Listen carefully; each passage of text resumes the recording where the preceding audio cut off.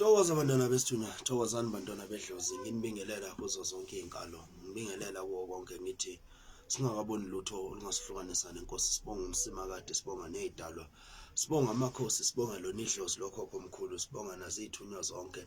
Sithi uNkulunkulu akathele umusa phezu kwesimo sey'mpilo, sithi konke sikwenza besikamba njalo kuba inkazimulo nokukhanya phezu kwesimo sempilo. Ngithi ngiyathemba nalo kuwo konke njengoba iviki liqalile phezu kwesimo sempilo nje kuwo konke izimo nezinto zisahamba njalo kahle, zisahamba njalo kuba nokubambisana kuwo konke, sisayincengile impilo yelo phezu kwesimo sempilo.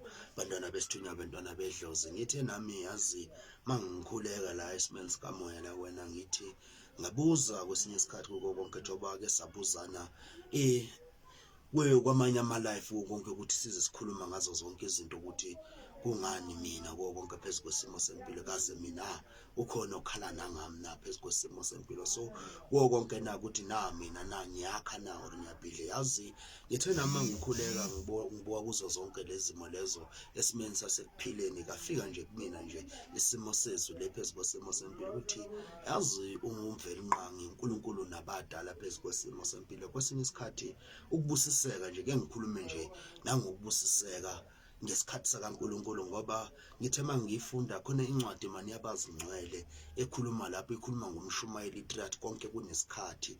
Masisho njalo ukuthi konke kunesikhathi, bathi kunesikhathi sokujabula, kunesikhathi sokukwata, kunesikhathi sokukhala, kuwo konke nje phezu kwesimo sempilo. Zonke izinto zihamba zenzakala ngentando kaNkulunkulu, ngoba yazi kunesimo lapho kwesinye isikhathi masibhekane ney'nkinga kakhulu. Yazi mawubhekane ney'nkinga esimeni sasekuphileni, mawufuna ukuthi inkinga ilunge ngentando yakho, yazi into engiyibonile, intando yethu ayiyenzakali esimeni kwezinye izimo ukuthi zisheshe ilungiseleke, ngoba uNkulunkulu masisanakile lapho kulezo inkinga lezo sibheke kuzona ukuthi le nkinga ilungiseleke, uNkulunkulu akayenzi ngentando yakho ngaleyo ndlela leyo, yena ufuna ukuyenza ngentando yakho, ngoba uNkulunkulu usuke sebonile ngaphambili ukuthi kuzoyenzakalani. Ngoba yazi khona ezinye izinto masihamba kule ndlela lena esiyifundayo, siyifunda through iy'nkinga zethu, because sometimes iy'nkinga zethu akumelanga zis-destroy ama-problems esibhekana nawo. Ama-problems kumele asakhe and kumele ufunde kunkinga, i-situation obhekane nayo, ngoba kuma-situation wethu kuzinento ey'ningi esifunda kuzo through zona, kulapho esikwazi ukukhula khona. Ngoba masohlela uyi-one uyi-analyze ezinye izinto noNkulunkulu masekayenza ngentando yakhe, you could see ukuthi ezinye izinto, okay, sometimes kwesinye isikhathi nami I need to teach myself ukuba nokubekezela, nami I need to ziningi into ongakwazi ukubona ngey'ndlela ey'ningi ukuthi nawe kumele uyifundise ukuthi okay, mase kanje ngibhekane nale nkinga esomele ngibe nokubekezela, ngoba intando kaNkulunkulu yona it's hard for kuba patient ngayo niyabadala, ngoba yazi kunalesimo lesi lapho soyiduba khona into, do you know ukuthi kulapho uNkulunkulu seka-intervene khona, because sekazoyenza ngentando yakhe. Lapho i-situation masoyidubile i-situation, it's where God intervene, ngoba ungayikhulekisa into, uyikhulekisa uze uyingale, ungasabusiseki, so uyayingala ukuthi yazi nayi sengizwile. Lapho oduba khona, it's where lapho uNkulunkulu a-intervene khona. There's a same mase kuzokhanya kuba mnyama kakhulu, lapho iduba khona into, it's where lapho ukuba khona nokukhanyiseleka khona, because manje uNkulunkulu sekayenza ngentando yakhe nabadala. Ngoba thina masesafocus ku that thing, izinto azenzakali, ngoba number one, when you are focusing on that thing, on that problem, you are ill patient, awunasineke, awunaso isineke uma ubhekane naleyo nkinga leyo, le nkinga leyo uyibhekile ukuthi ufuna ukuyilungisa, awubi naso isineke, because ngoba manje ufuna iyenzakale ngentando yakho. Because masikhuluma eBhayibhelini masithi intando yakho mayiyenzakale, njengoba iyenzakale emazulwini, masikhuluma ngentando, intando kaNkulunkulu ifuna ukuthi let your will be done. Indlela yakho ayiyenzakale, but sometimes sonke singabantu sinokuyikhuluma lento leyo, but intando yakhe masithi let your will be done asiyimini, ngoba sifuna sisheshe sijahe, sifuna kunokubusiseka masinyane, masekenzakala intando kaNkulunkulu asifuna ukubusiseka masinyane. Wonke umuntu uba ku that stage. Yithwe lapho uNkulunkulu most of the time ongathi uyabheka ubuke kwesinye isikhathi ubusiseka lapho ungasanakanga ngakhona. Sibuze why most of the time ubusiseka ukuthi hey yazi bengasayilindelanga nanokuyilindela lento le bese ngizazi ngalahla nanethemba. It's why because uNkulunkulu usuke sekayihlenga ngendlela yakhe. Sekayazi ukuthi manje ngizoyisusa la ngizoyiletha la mina mase ngiyakha mina. It's why izoba ne foundation, a proper foundation, a solid. So yinkinga yethu and isilimaza sisonke. It's not like nami ngihleli la siya encounter lento le ezimpilweni zethu ukuthi samba sibhekana nalento le ukuthi intando kaNkulunkulu. That's why bathi indlela yakamoya is not a child's play. Le ndlela esihamba akuseyingane. Ifuna uqine, you need to be strong spiritually. That's why most of the time ngaya kuma previous videos wami it's why lapho bengikhuluma khona about the foundation. Foundation is so important. Ukuthi mawungana foundation it's where lapho whatever you are studying is very big because you don't have a proper foundation. Noma izinto zithi zakunyakazisa zizokungenelela nezikhukhula zizongenela because working with a cheap material. Your foundation is not strong. Ifoundation yakho kuyizinto zezizwe awakhanga ngoNkulunkulu nabadala. If you don't have a proper foundation it's where lapho izinto eziningi zizokwazi ukungenelela. If wakhe ngoNkulunkulu phezulu kwaNkulunkulu nesinabo abadala noma inkinga iyafika ivunguvungu bese siyaphela. Noma bathi kufika izikhukhula ezingakanani ziyaniphula but usamile. So kubalekile ube ne strong foundation in your life so that uzokwazi ukuthi noma encounter because most yakhona into yakhona kuma previous videos ngakhuluma ngayo isikhathi eside because if foundation in the spiritual journey is so important because without a foundation you will never see a prosperity, you will never see a way forward empilweni yakho because if awunayo the proper foundation into zakho most of the time uzoqala. That's why most of the time people in the spiritual journey they don't finish the journey because they don't have a proper foundation in their lives. So kubalekile umuntu ukuthi ube nayo proper foundation and if foundation akungayijaha because you can say mina mkhulu I do have a foundation but if foundation azange last even 2 weeks because even noma abantu bazowakha foundation abayenza foundation today bese babeka itina. They give some time ukuthi kwazi ukuwoma. You need to give some time your foundation uyibone ukuthi now my foundation is solid. If it's not solid your foundation in a long term your foundation is over. Whatever you are building is over destroyed. That's why most of the time sesibhekana nezinto because sesibhekana nezimo sesiyacrasha because our foundation. Yes, we can crash but the foundation yakhe crash. That's so important, the foundation. I've been talking about foundation because abanye bebayithe ukuthi maybe umkhulu uyakhuluma nje because I knew what is the foundation in the spiritual journey is powerful kangakanani foundation yomuntu. So most of the time lento leyo sinoku-ignore sisesakhile. That's why unokubona kwezinye indawo abantu bakhela izindlu foundation yakhe ngekho strong bona izindlu ziwa because the foundation is not strong. Because there's a lot of things that you need to do on your foundation. You need to be strong. You need to pray for yourself to be strong. Whatever situation that I will encounter in a long run, I know I won't fall apart. Yes, I will fall apart for that moment, but I will not be destroyed with that problem. Inkinga leyo angeke ngidestroy. So most of the time thina abantu masingabantu siyayibalekela ifoundation sifuna ukwakha sakha into engana direction in our journey. Uthola nawe isithunywa sakho siyahlangahlanganisa because foundation yakho it's not solid. It's so important to have a solid foundation in a spiritual journey. Ikubalekile the foundation we mention umsamo na it's a part of your foundation. Ukuthi kumele uzazi, you must know ukuthi uhamba nobani, you must know ukuthi kule journey ukuthi yini gift yakho. Yizo zonke lezi zinto lezo you must know. Kumele ube strong kuzo ukuthi noma ukhuleka you know very well ukuthi ikuphi i strong point yakho because kuwo konke in the journey, in the spiritual journey, kumele uwazi ukuthi powerful kuphi. Yes, okunye ungakwenza, but you know this one specific, I know I can nail it. Kubalekile thina siyajaha. That's why ngikhuluma nangentando. Thina siyajaha. Yes, it's a life, it's a life, it's a pressure esibhekana nanazo, ama situation esibhekana nanawo. Yes, siyacrasha, siyachayiseka ngamabonda, but inzima yona. I will never lie, it's so hard, it's so hard yona le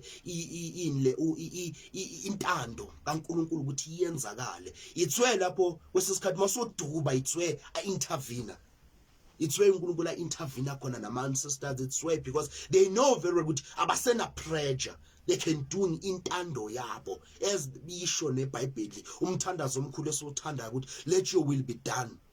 Intando yakho mayenzakale. That prayer is so powerful. We can pray it or you can sing it as a recitation, but that prayer, monga state in word by word, you could see that prayer is so powerful. Because khona ezinye izinto mawuzikhulekisa. That's why but ubaba wethu osemazulwini, our Father, it's so powerful. It's so powerful, but sometimes ezinye izinto we can do it because yes, esikolweni besimbiza ubaba wethu osemazulwini besinganaqonda, but as you grow, momusho ubaba wethu esemazulwini, there are some words mawufika kuzona uzwe nenhliziyo yakho ushaya nawo sime uvalo. So intando kaNkulunkulu nentando yabantu abadala, hey, it's hard, but because we've got the proper foundation, uyakwazi ukubekezela. Some of the time uthi okay, uyibeka lapha that situation, uthi yazi nayi semdelile Nkosi kuwo konke. It's where God intervene. It's where because uNkulunkulu ungena ngenye indlela yakhe azukwazi ukudila nge that situation. Uma ngale situation sesiyajika sesingenye indlela lento ngayifisa that time, because uNkulunkulu uyabona sometimes that time when ufuna ukuthi akubusise ngayo, you are not ready, you are not strong enough, because sometimes amanye ama torture empilweni zethu ayasiqeqesha to be strong, because the concrete yakho may strong, we have a proper foundation uthi noma wakha strong, no one ozokudestroya, nothing will destroy you. But sometimes because it's so hard ukubheka with the spiritual eye, it's hard. Most of the time we are using a physical eye because sifuna lokho esikufunayo ngaleso sikhathi, sifuna kuyenzakale ngaleso sikhathi leso. End of the day, yes, uNkulunkulu athi thatha, end of the day we are by past tense while we are living. It's so sad and painful to see people ba ama past tense but bayaphila, baku present but we are a past tense bakutshela beka. That's sad and painful. Sometimes ezinye izinto, yes, ukholo lu challenging. The spiritual journey, let me put it in that way, the spiritual journey, it's so challenging. Inento eyiningi because nama problems akhona always straight aza ngama many dilemmas ukuthi afike ngendlela kanje, noma attack, noma the bad spirit attack you, ngeze attack direct, ziba indirect, but because most sebenzisa the spiritual eye, it's where you going to see ukuthi now sekunama attack. Sometimes amanye ama attack ayakhinta bakubonisa ama red flag, but this is a red flag now, you need to stop this. Unzima, yes, I know it's hard, it's difficult, asikaka understand, we are facing a lot of things, but lendlela lena idinga wena isikhathi. That's why most of the time when you're new in the journey, don't mix with, because awukakwazi multitasker, because most of the time into esibulalayo, we want to multitask but asikaka be with that level of life of multitasking. Okay, I'll be here, I can do this, I can do this. Ugcina soshisa ngoba no abo chef bayazi, ngisho no chef makaqala bamzama ngamabhoda ayi2 kuzapheka amabhoda ayi4. It's where you are the master of cooking, but wena we are a beginner, usanda uqala ijourney, you want to multitask. End of the day, that's why we are crash, because we want to multitask usesemusha. That's why thina sisifakile pressure. That's another thing, pressure, because I've saw someone else doing this thing, now I can do it. You don't know that person, you don't know the background, because you don't know the behind the scene, because abe lapho uhambe kuphi. As amanye ama example engikwakhuluma, sinokukhuluma ngakhuluma nangekhekhe. Ikhekhe kuze libe mnandi kunama process akumele indlule kuwona There are a lot of processes okumele udlule kuwona in order now uzoba i-final product. Thina our problem asifuna ukudlula ku-process but sifuna ukuba i-final product. End of the day, that final product ayisasebenzi. It's a demo, into engasasebenzi. Uba muhle uyazigqoka zonke lezi zinto lezi usigqoka. End of the day, we are a demo. That's sad and painful. Kubhlungu izinto nezinto, you need to silandele ama procedure. It's so important to follow procedures. Ungajahi noma, because abantu abakamoya most of the time mase babona that light elincane, if he think or she thinks he knows it not much, senyazi I'm untouchable. Kanti awugaga sesi that light, they are showing you ukuthi now sesisendleleni right. Then when I saw isebenza yini, the physical eye, susa from the spiritual eye songena ku physical eye, then ke ulapho yini soyenza ngendlela yakho, soyenza ngentando yakho. So kubalekile empilweni zethu intando sithandazisa ukuthi let your will be done. Let your will be done. Let your will be done. Intando yakho mayenzakale njengoba yenzakala emazulwini. Yazi khona ezinye izimo siyayikhulekisa kodwa yazi masodelile, it's where God intervene. It's what benyenze research about that thing. Benyenze research ngayo ngibuka ngabona ukuthi okay uNkulunkulu uya intervene mase kuyintando yakhe. It's where azokwazi ukuhlela ahle ngathi ngumhlengi. Uyahlenga ungumhlengi. Uyasihlengela into zethu ngoba uyazi ukuthi now this is the time, this is a perfect time, because nokusho ukuthi yona i-perfect time kaNkulunkulu iyona right.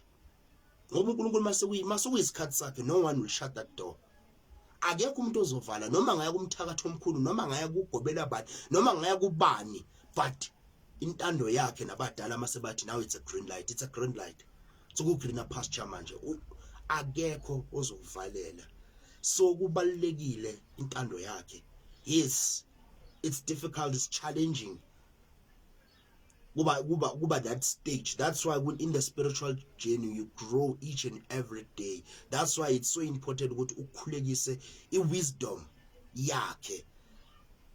That's why most of the time kubalekile ukuthi ukhulekise wena uyikhulekise ukuthi ube calm and collected, because most of the time thina uNkulunkulu uyasibusisa bese siba arrogant, bese thina siyayikhukhumeza, bese siphinde sikhohle ukuthi lesibusiso siphuma kubani.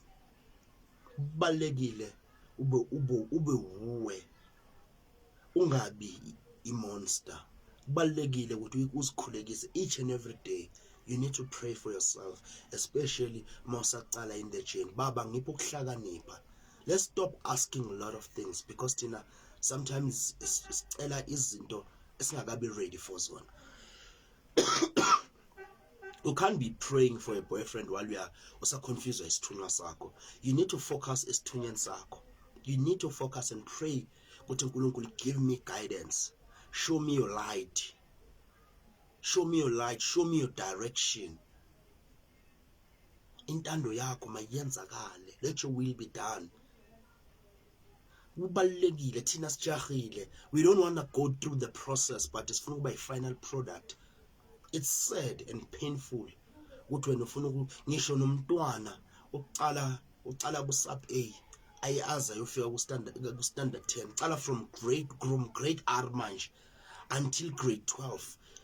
Kune process uya assessiwa level by level, because noma kwenzakalani you'll understand. Yazi mawujumpile mayijumpile I process, noma ingakubuyisela lapho you won't understand it, because in azange ugowishe on that situation. You can't even advise the person ogowishayo whatever situation. You can't even advise nangomoya, because in uqalile bakutshela you've got a gift now, so a final product. It's sad and painful. You need ukuthi ufunde. Allow yourself to learn. Allow yourself to be a student. Awusislima.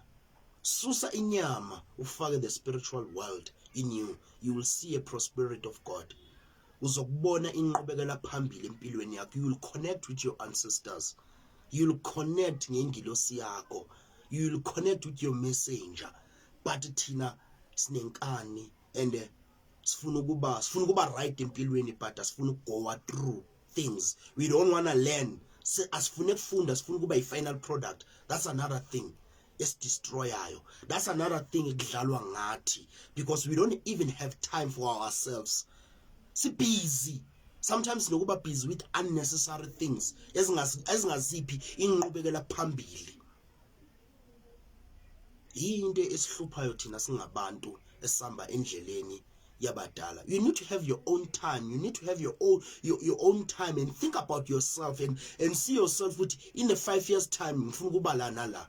That's why isikolo sibalulekile, because we have in life, you need to have a short-term goals and long-term goals in life in order ukuthi uzobona ukuthi nawe uyakuphi. Because umuntu mangamfika umbuze what are your short-term goals, you'll be stuck. That's why it tells it's a question that it need to be answered in 2 seconds, because you've got time for yourself. But if you don't have time for yourself, that question need to be tricky,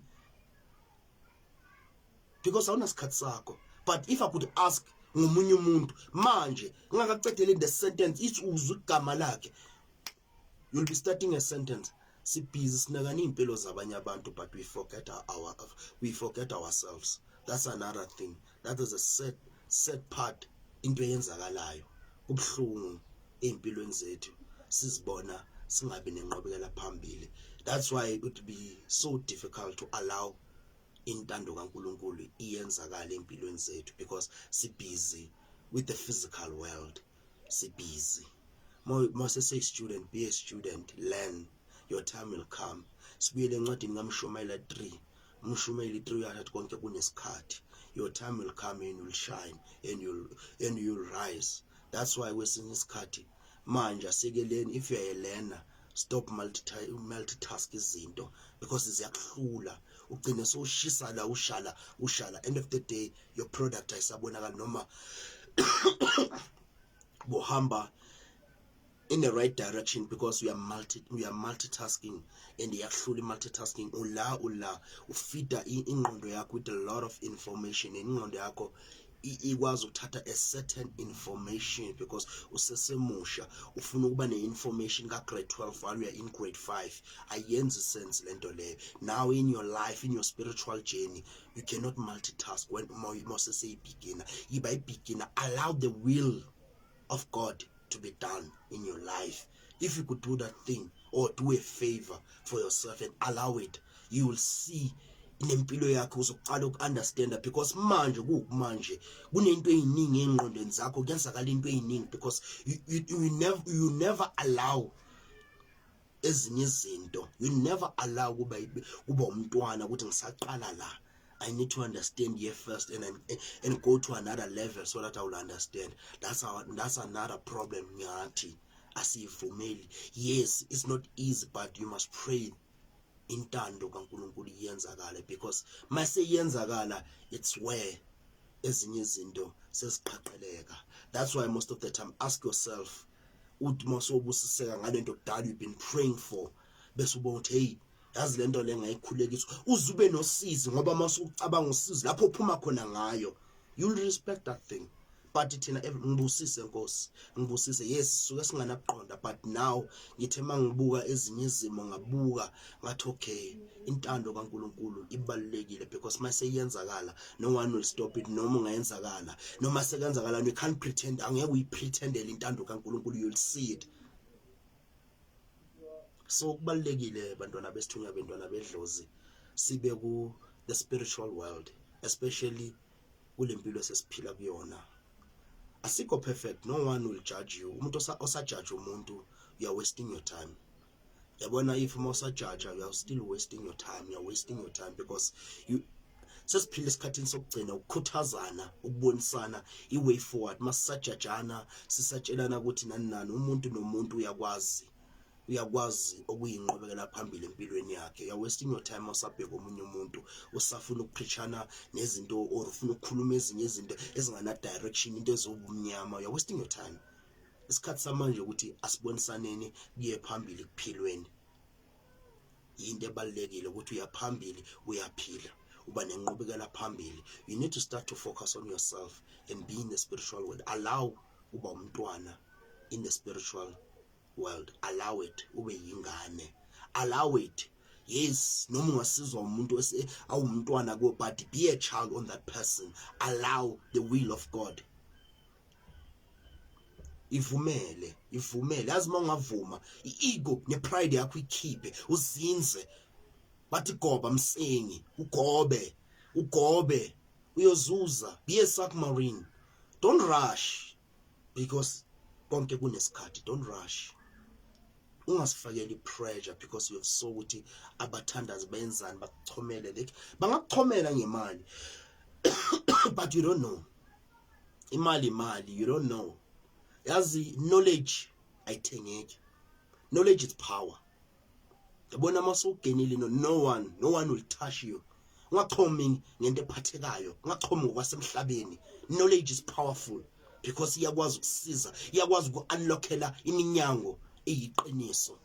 But imali iyaphela ngoba namhlanje you can be something with your money, tomorrow you are a history, tomorrow you past tense.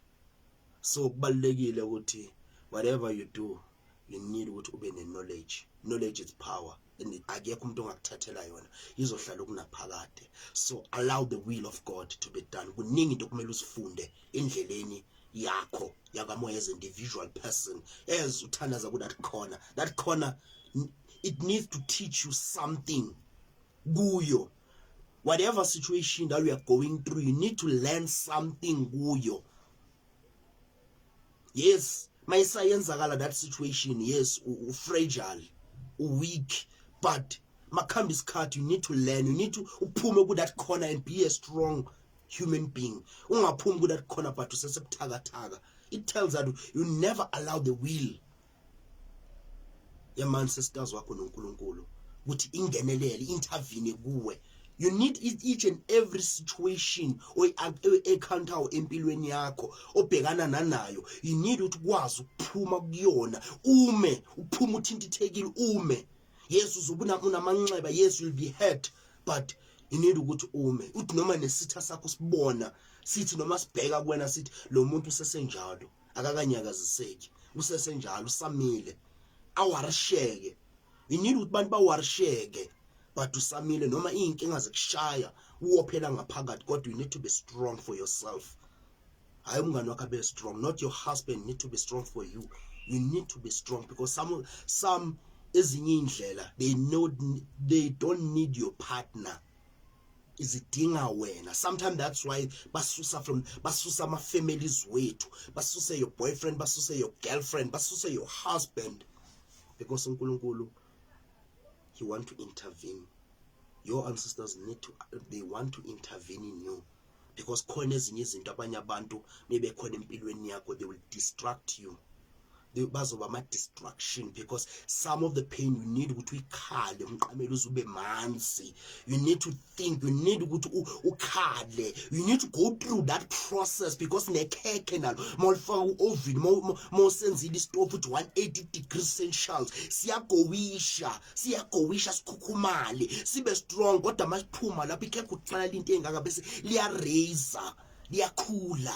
You need to ukuthi mature, uphume enkingeni umachorile, hayi ukuthi ungene enkingeni uphume ungamachoranga. You need to ube ne maturity mawuphuma enkingeni ukhule njengekhekhe ulifaka lincane liphuma likhulike. Now mawuphuma maturely, you've got a lot of knowledge and information that you're going to share with people. What I went through in this and this and this, but nga overcome so na so. Into ebalekile leyo. We need to wake up and smell the coffee. Sisukume sibheke, singasabheki ngeso lenyama. Yes, inkinga ibhlungu, inkinga ishaya endaweni eyi-one, but sometimes uNkulunkulu, there's a say said when days are dark, friends are few.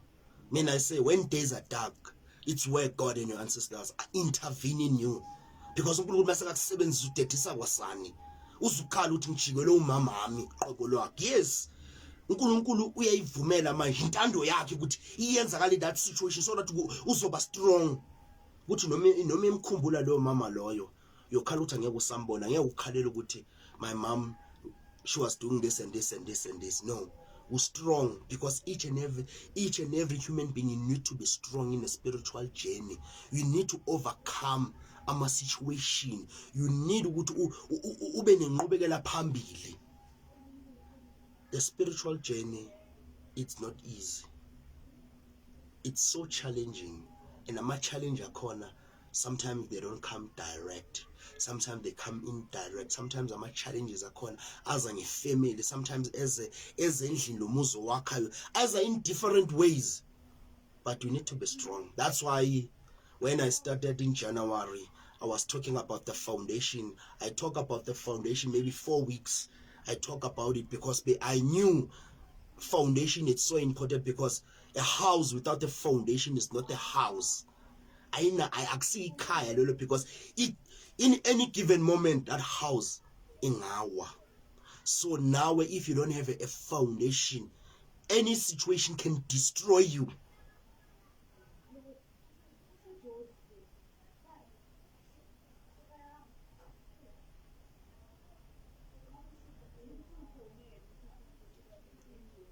So bantwana besithunywa, bantwana bedlozi, awusho ukuthi go deep, but ibhile nkari. Yazi the situation, the topic lena, it's so sensitive, it's so hurtful, it's so painful, because the will, intando, it's something that a challenge, because yes, each and every day we sang that song. I could say that because sometimes as you understand who our Father, we sing that song. Let me put it in that way. We sing that song each and every day. Or yiyo lento le, because lento le masifika lapho every time usho our Father, mafika lapho ube ne silence kancane bese uthi intando yakho mayiyenzakale njengoba yenzakala emazulwini. Uyisho yazi asekele nokuthandaza, ake sithandazeni ubaba wethu osemazulwini. Let's go and practice ubaba wethu osemazulwini, our Father.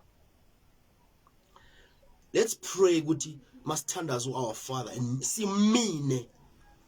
It's so hard, it's challenging, it's not easy, but because sinokholo, sinayo faith, sizoba nayo prosperity, sizoyindlula our Father, sizoba ne-meaning yawo, because intando kaNkulunkulu eyingenye indlela. Yazi intando yakhe iyenzakala kuphi? Lapho songale khona. Yazi uthi noma sobusiseka uzibamba isihlathu yehlinyembezi, uthi yazi kuze ngibusiseke kule process I've went through. Lapho sengasenaka ngakhona, sengihleli nje, sengilele nje ngidizi. Lapho it's where God lapho seqala yafika ithi hey sengila wena nakho lento bokhala ngayo. Yazi into yakhona noma ifika, that blessing mayifika, you'll respect it. Ngoba and mayifika izokuthola matured, izothi nomithi ikuthola uthi cha, ithi 1 uthi 2, because umaturile. That thing angeke ayisahlukumezeki, that leso sibusiso leso mase sikutholile, mase umaturile, that blessing, it's something that ongeke uyilose easily. Uzo excella, uzokuvama, you'll excel on it. Uzoba ngathi vele into ozalelwe nayo, and ngoba vele into ozalelwe for yona ifanele ihlale kube undondo nonuno. Ngiyakutshela lapho izobe seyiso amathe nolimi. Ayish Nkosi yezulu, yazi intando ngizokhuluma ngayo, your will, that your will be done as it is done in heaven. Oh Nkosi yezulu, bokhokho omkhulu, intando yabadala izogobisa, bathi goba, uzogoba uzuhlale lapho. Yazi ngathi noma kuvuleka kwabantu abadala bese ngumuntu ukuthi azini hayi Nkosi hayi sekulungile baba, if uzomele ngistruggle empilweni sekulungile, hayi sengimile, but angiphumanga on the journey. I'm still in the journey, kodwa I'm fragile, sengibuthakathaka. Kodwa uthema kabusisa I couldn't believe. Meqala vula intando yakho mayisiyenzakala. Yangithola vele nami ngisezulu. Intando kaNkulunkulu ngabuza ukuthi yimi lo. Yazi uzibuza ukuthi yimi lo. I'm excelling manje yimi lo. Ngayakuthusa intando kaNkulunkulu mayisiyenzakala nabadala izokuthusa, izokunyakazisa. Izonyakazisa amazulu ubone kahle ukuthi yabona manje yenzakalani. Am I dreaming? Ngilele na uri ngiyaphupha. Kanti intando kaNkulunkulu, hey, it's not a child's play. Iyabekezelwa yazi nokubona inja mayidlala ngesidodi beke isiniki silahlele sibekele. Phinde sithathe futhi ikenze kanjalo bese masecedile lapha khohlwe yilo bese yabona ke intando kaNkulunkulu bese yangenela lapho sokhathele. Masokhathele ufike egcineni kwangqingetshe. Yazi ukuthi noma sokhule ukuthi baba. Hayi ukuthi manje uzothi manje une challenge ifike izolo bese uzothi baba sengikhathele. No. You'll go through some phases. Sometimes uthandaze bese ubuye uyothandazela that problem ifike ihlabe ngomkhonto. Wena ngathi ngasikhathi uyothandaza bothandaze lizeleze kanti athi uNkulunkulu no mntana I'm still cooking you.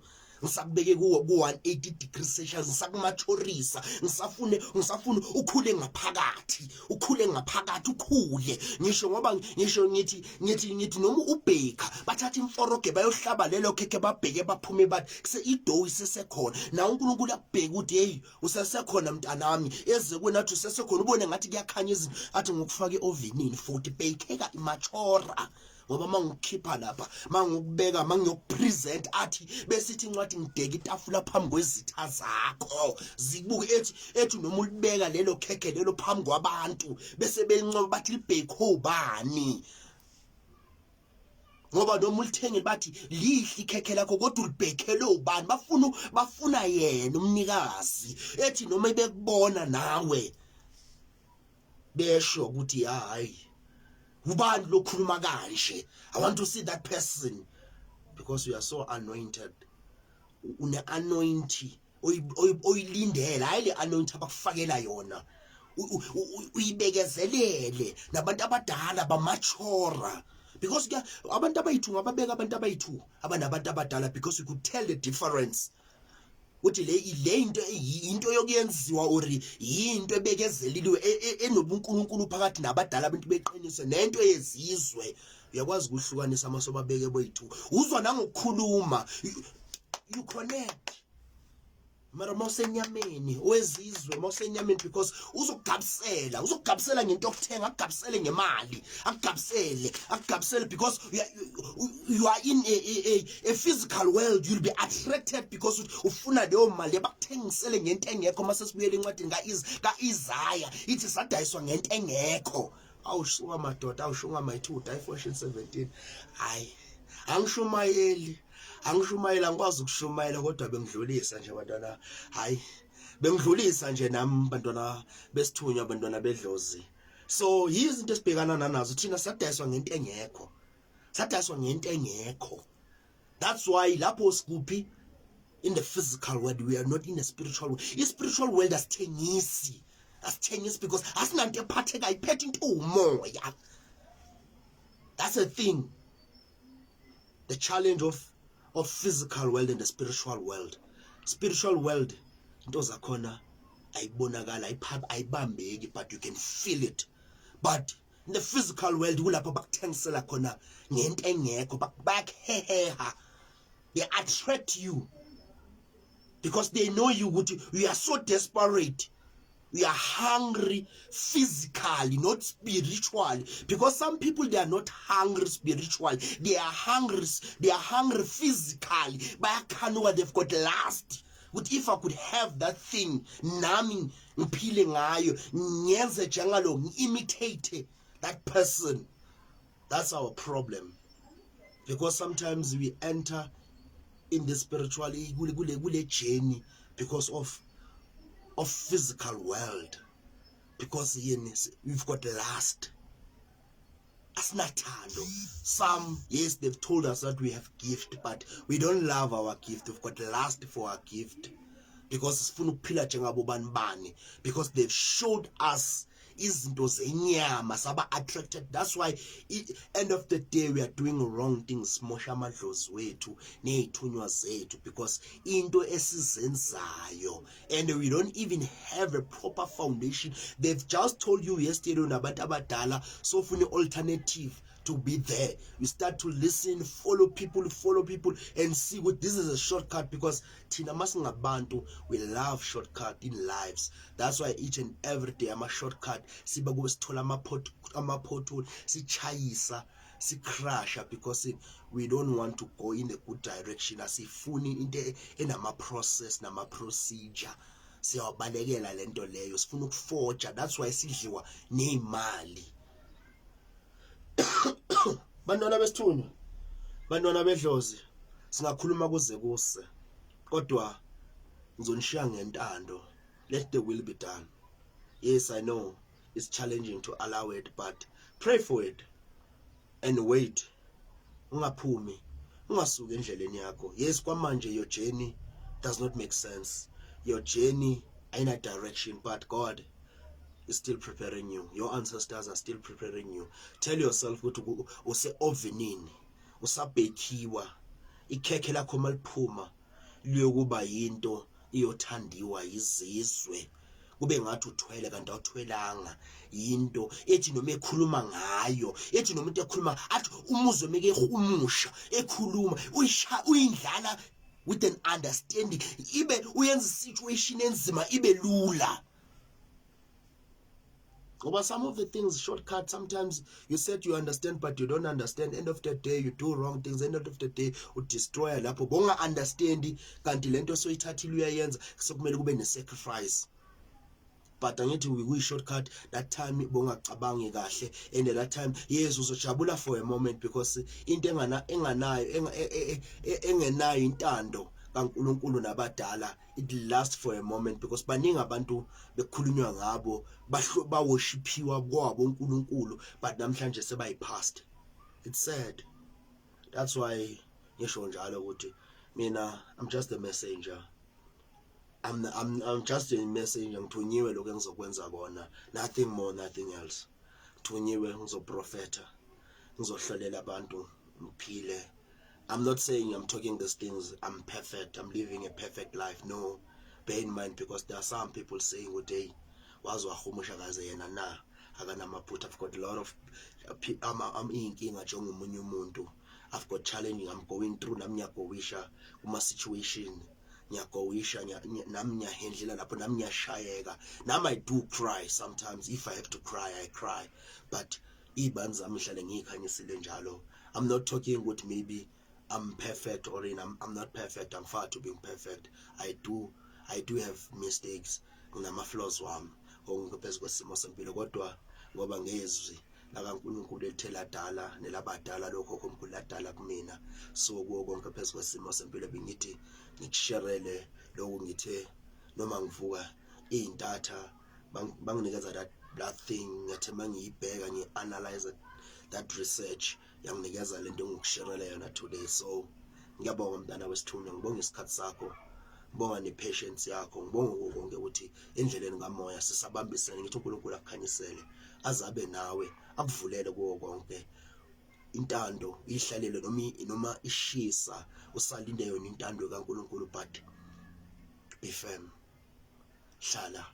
Some of the situation iba isoja elingafeli empini, iba isoja enqobayo. Be a warrior. Nqoba uthi noma uyiphethe indondo yakho unamanxeba abuhlungu, kodwa egcineni uyitholile. Ifana nomuntu wesifazane, kubuhlungu uthola umntwana for 9 months, ngelanga lokugcina ungabuyi naye ekhaya. It's a sad thing. Angisuka umuntu wesifazane, but it's a sad thing ukuthi lento uyithwalile for 9 months kodwa awubuyi naye ekhaya. Kubuhlungu nakuwe ukuthi you've been patient, umile uNkulunkulu ukuthi akubusise bese uya give up ekugcineni. It's really sad and painful. Ithi noma ulapho udangele, yes angeke uhlale une that energy, noma udangele but uhlezi ulapho. Uthi noma ungakhuleka leso sikhashanyana leso, kodwa uhlezi igama lakho uliregistile. uNkulunkulu uyalalela nabadala. Ungadumali ukushisa impepha yakho. One day uzoba right. I'm a living testimony. Nathi ekhaya bekungekho umuntu owenza umsebenzi abantu abadala. I was the first generation generation benganakuqonda ukuthi kwenzakalani, but ngabekezelela kokunye senginokuqonda noma ngisafunda ngiya phambili. Ngiyabonga. Yithi thokozani, akwande, sishaya isandla phezu kwesinye sithi akwande Dlozi, akwande Sithunywa, akwande amakhosi asemsawa. Sithi ndawuwe shewe Dlozi, Sithunywa, thokozani makhehla amakhulu, thokozani Sithunywa, thokozani bokhokho omkhulu, thokozani amakhosi amakhulu. Siyabonga Simakade, sibonga kuwena Mvelinqangi, bonga lona izwi lakho uthi uwulizwe yadala. Siyabonga, amen.